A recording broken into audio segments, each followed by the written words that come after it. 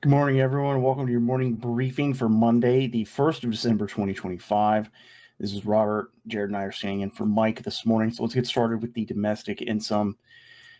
Yesterday or over the weekend, Homeland Security Secretary Kristi Noem said that authorities believe that the Washington, D.C. shooter, that's Afghan national Ramanul Lakanwal, who shot two West Virginia National Guard service members last week, was radicalized after his arrival in the U.S. in 2021. Noem said that the investigation is ongoing, and so far authorities are treating the shooting as a terrorism investigation.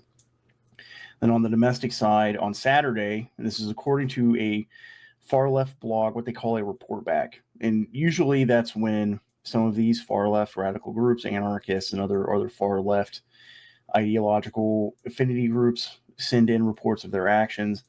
And also media reports said that direct action demonstrators in New York City prevented an ICE operation from being carried out in Manhattan.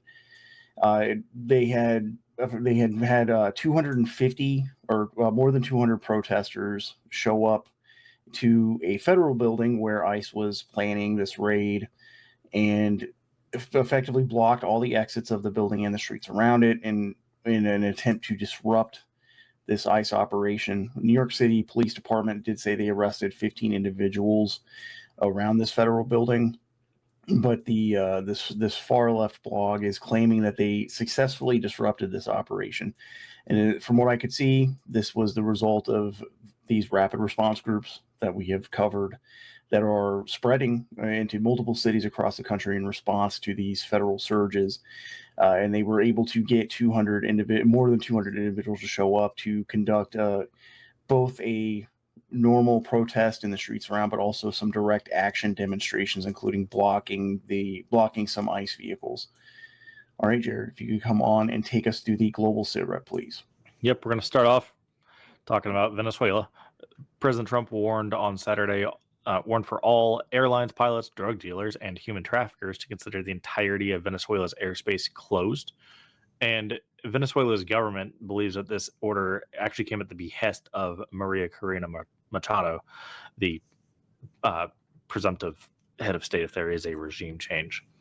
Then right next door over in Trinidad and Tobago, the U.S. is stationing an air surveillance radar in Trinidad and Tobago at the Prime Minister's request. And this is at least nominally until they can replace their national radar system. That said, since it is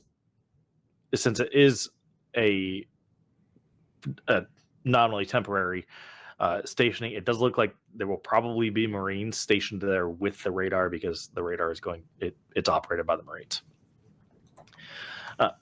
Over in Japan, Japan's expected to remove the non-combat rules on defense equipment sales during its current defense review. And this is due to a ruling coalition promise. The ruling party agreed with the lesser party to actually remove these rules.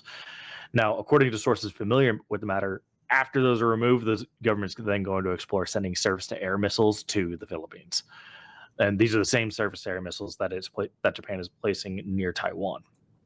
And lastly, over in Europe, Russia announced it's going to shut down the last Polish consulate outside of Moscow in retaliation for Poland similarly removing Russian consulates last month.